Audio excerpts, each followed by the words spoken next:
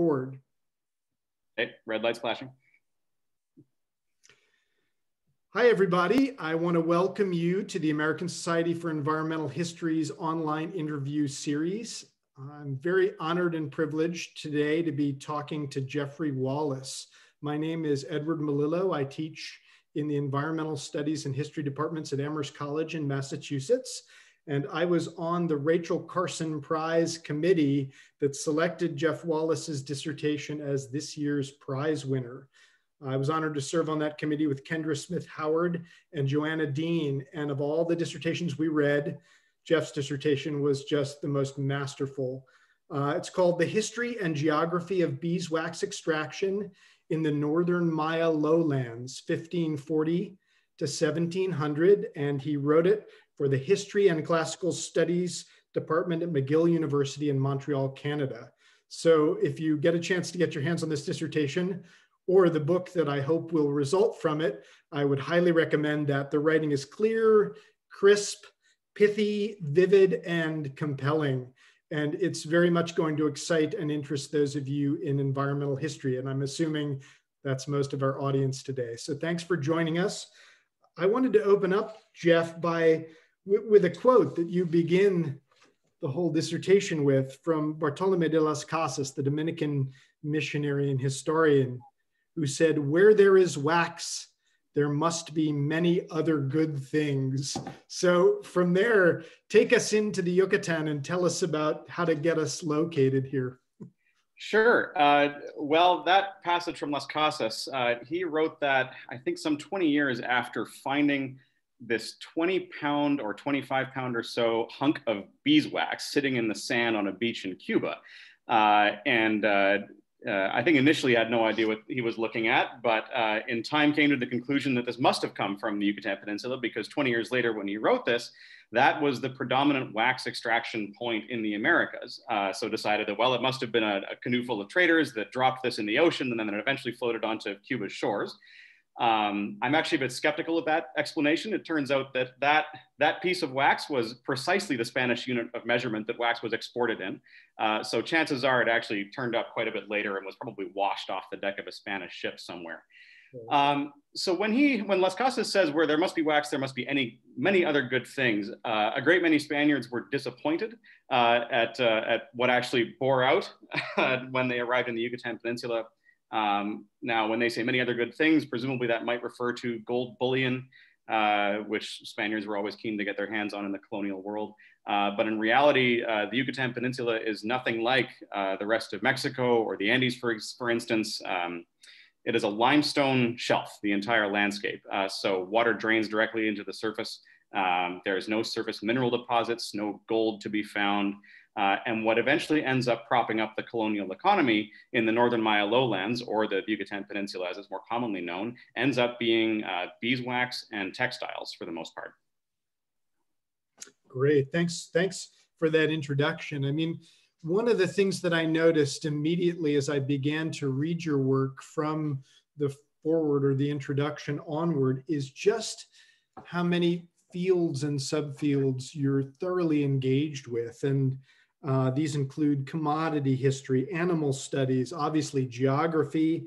You're thinking about the Atlantic world, Latin American history is center here, but environmental history, of course, is at the core of your operations. And there seem to be three reasons for this. One of them is you're really attempting to establish the environmental heterogeneity of the Yucatan. Secondly, it seems like you're working on trying to give us the lived geographies of the Mayan residents of that place. And thirdly, you're working, as many of us in environmental history are, towards the reciprocal human environmental relations in the region. And I wonder if you could tell us a little about those frameworks and how they apply to your dissertation. Gosh, well, like you said, I've got my finger in a lot of different pies here, so it's hard to know where to start.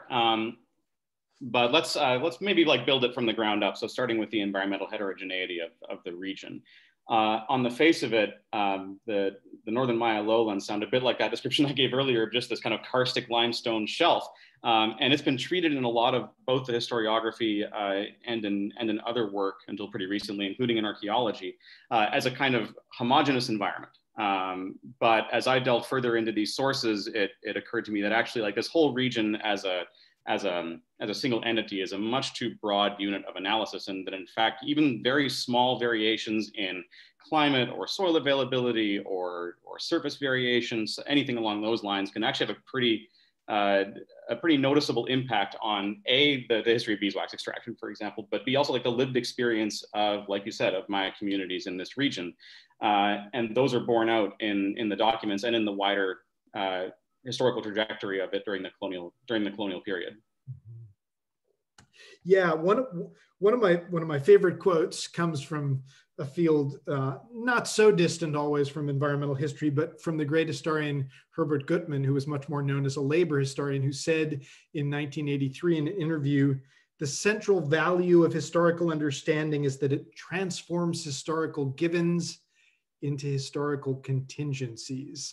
I like to share that quote with my students. I think your dissertation does that quite well. Maybe you could tell us a little more about some of the basic assumptions that your work might upend or throw into doubt for readers. Well, I wasn't totally sure I was writing this with a mind to kind of stirring the pot at all, but I did want to offer some interesting things to think about when it comes to the relationships between human beings and insects.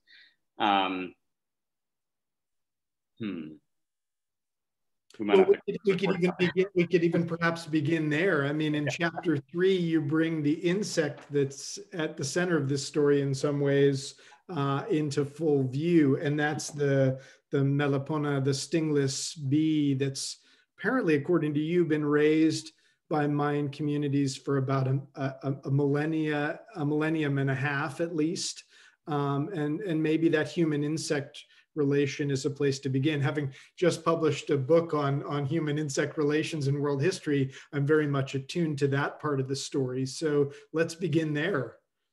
Right, so these small honeybees, the domesticated variety is called Melipona beechii. They're a little bit smaller than what you would identify as a typical honeybee, which is the European species Apis mellifera. Their kind of distinguishing feature is that they don't have stingers. They're called stingless honeybees for a reason. But apart from that, they're quite similar in morphology, behavior, to European honeybees. They nest in hives, they can be kept domestically, and they produce honey. A somewhat different honey than the one that we're used to. It's quite a bit more runny and a bit more acidic. It's delicious, frankly. But they also produce beeswax, of course. And at this point in European history, beeswax is a very valuable commodity.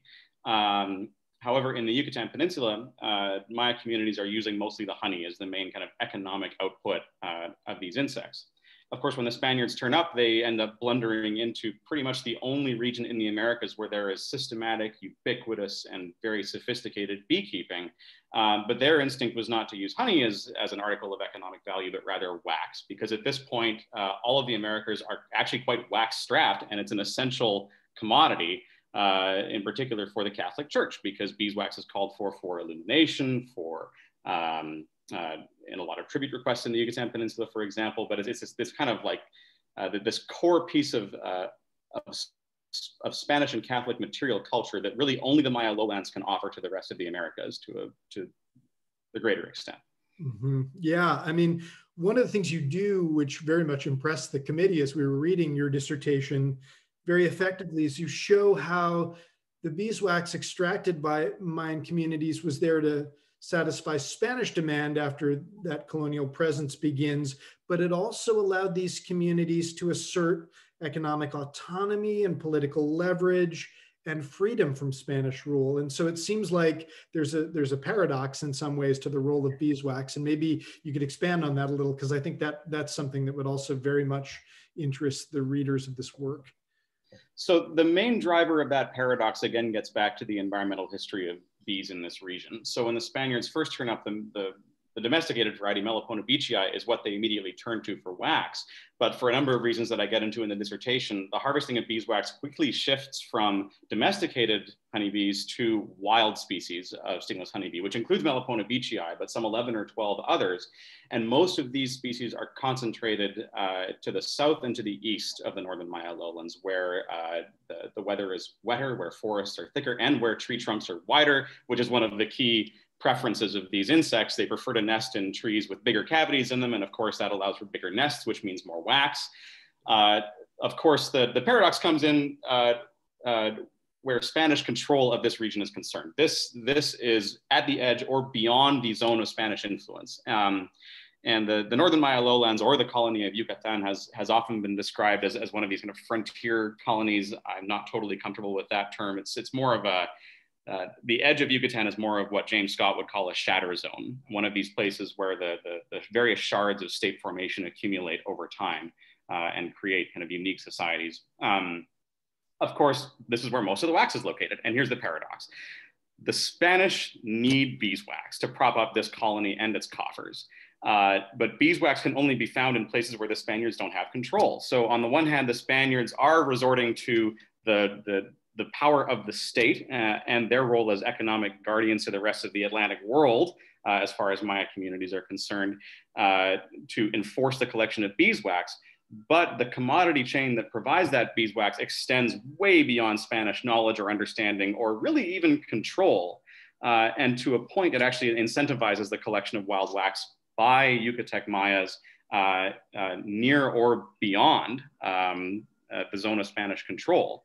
And because the Mayas themselves controlled most of this commodity chain, they were, to an extent, able to leverage that control into political and economic autonomy in particular, by doing things like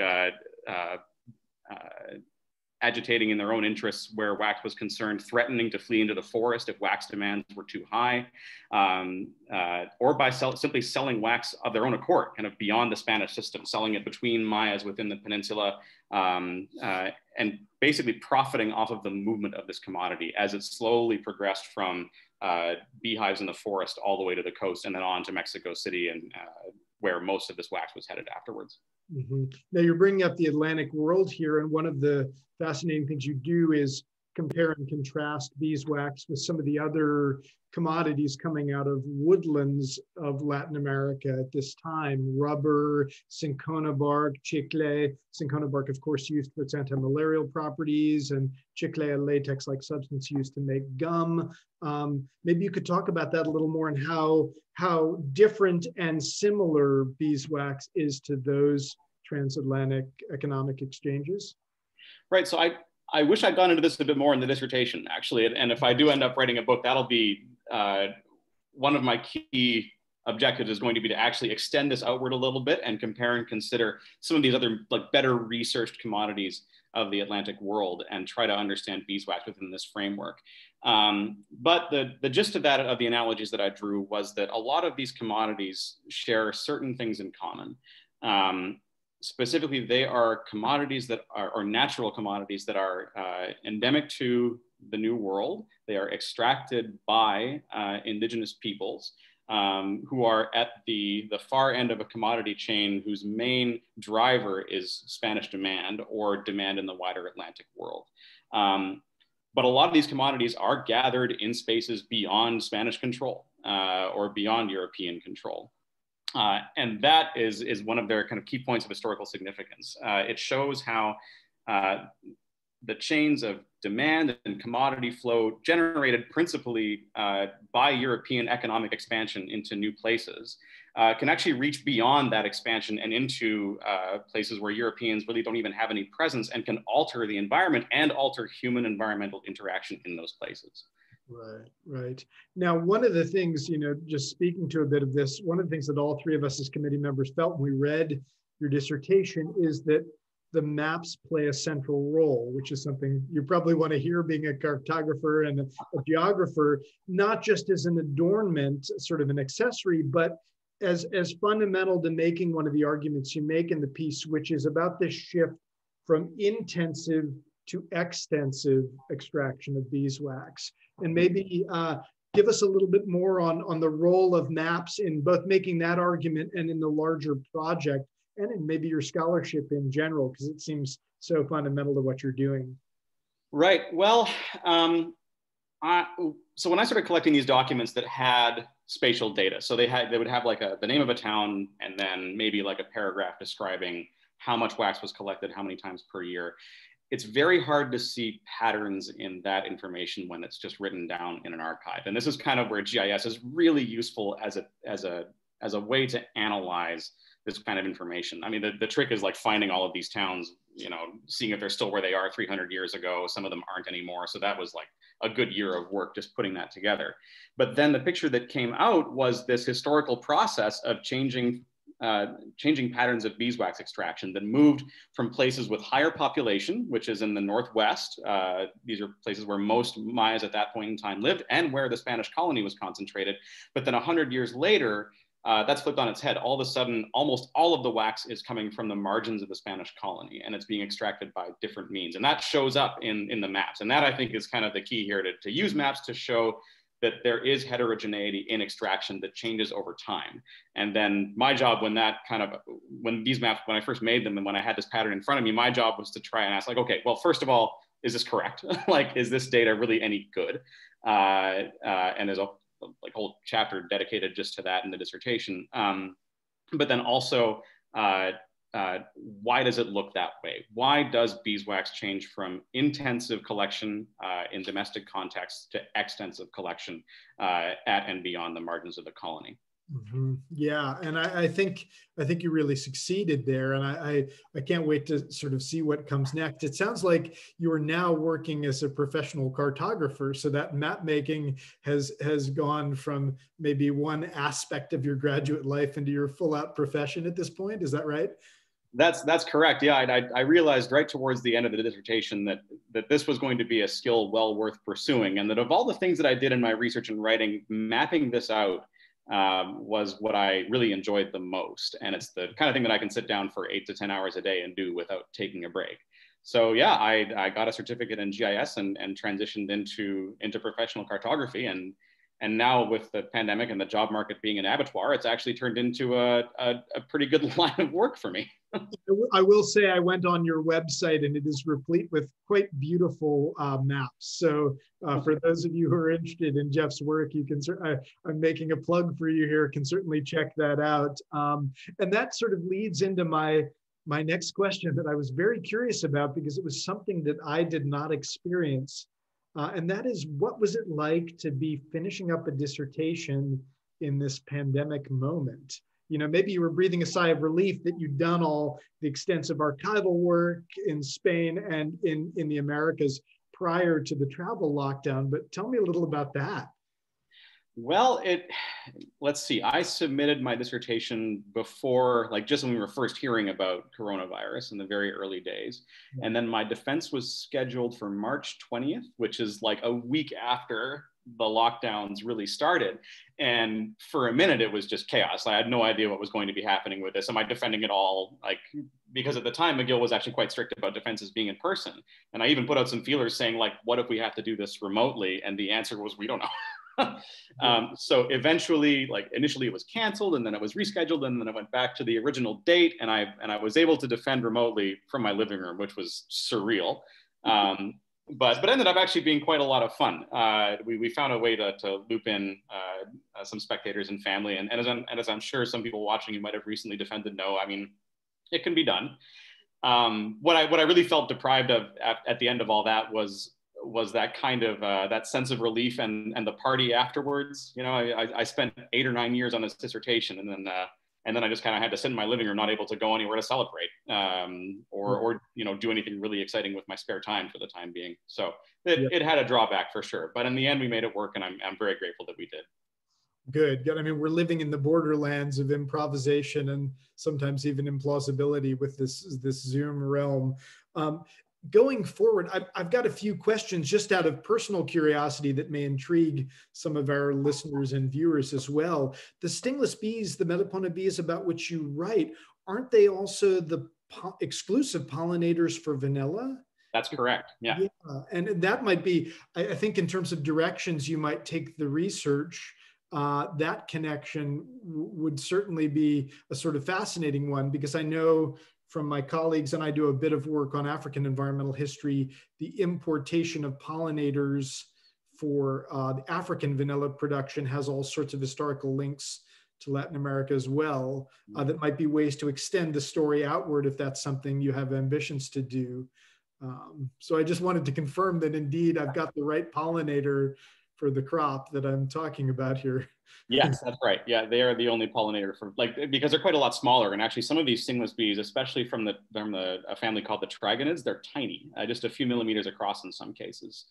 So yeah, like the slow evolutionary dance eventually means that there's going to be plants that are uniquely pollinated by these bees.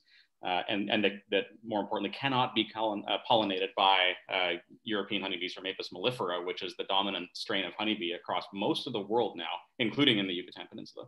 Right, right. And Charles Mann in 1493 spends quite a while telling us about the arrival of Apis mellifera to the North American agricultural scene. I also am thinking about cochineal because I've just finished writing about it for my own book, The Butterfly Effect. And I'm wondering, in terms of comparing and contrasting, cochineal, of course, is the second most lucrative traded good in the Spanish Empire after only silver, and it's the source of the red dye that European rulers are after for ecclesiastical vestments and royal robes and everything. But it has a similar quality, I kept noting as I read your dissertation, to the kind of mystery that Europeans experienced when attempting to understand its production. And they ended up staying sort of on a knowledge periphery as well as a literal periphery to the indigenous systems that were long well established in terms of the making of this other insect commodity. I wonder if these two in some ways make a good kind of comparative parallel or refract upon each other in interesting ways. I don't know. Yeah, they certainly do. Not only in that form, but also in the institutions that were used to collect them. Cochineal is kind of this model commodity for the repartimiento system, which is exactly what was used to collect beeswax in the Yucatan Peninsula, and actually was also used to collect cochineal. There is wild cochineal being gathered in Sierra in central Yucatan in the mid 17th century. And I'd actually kind of wanted to bring that into any future work that I do. Like when I started this dissertation, it was going to be like a total history of commodities. And so I have data very much similar to the beeswax data on cotton, cochineal, textiles, like woven textiles, and dye wood that I really like to map out and kind of compare and contrast them within Yucatan, but then to also use that to compare them to the same systems further abroad. Because Campeche, the port, was a source of a lot of the dye wood exported to Europe as well, right? Yeah, the Campeche, yeah. Yeah. I would love to both read, and I teach a course called Commodities, Nature and Society at Amherst College, and I would love to both read and teach that book. I think that would be a lot of fun. We're unfortunately almost running out of time here, but I wanted to just make a plug for the American Society for Environmental History. I don't know, have you attended our conferences previously, or? Yes, actually, and the first panel that I ever put together was one specifically on the environmental history of the Yucatan Peninsula from 1500 on at the Seattle conference, if memory serves. Oh, that's great. Yeah, my first ASEH conference was 1999 in Tacoma, Washington. And what I remember most about it so fondly was just how warm and inviting it was as a graduate student to be, you're thrust into the limelight with all these people who are your heroes, Bill Cronin and Don Worcester's sitting at the restaurant in the morning having a pancake breakfast. And he invited me to come over, and a bunch of us are just sitting there going, we're sitting having breakfast with Don Worcester, and this is amazing. But it's always been a kind of conference that's really friendly to scholars who are just emerging. And I would just say that the exciting thing about reading your work was you get to see this really fresh, robust direction in which the field is heading. It was very much expressed in your doctoral dissertation. So congratulations once again on receiving the Rachel Carson Prize. Well, thank you very much indeed. I'm just equal parts delighted and humbled. Great. Well, it was a lot of fun talking with you. I'm going to stop right there.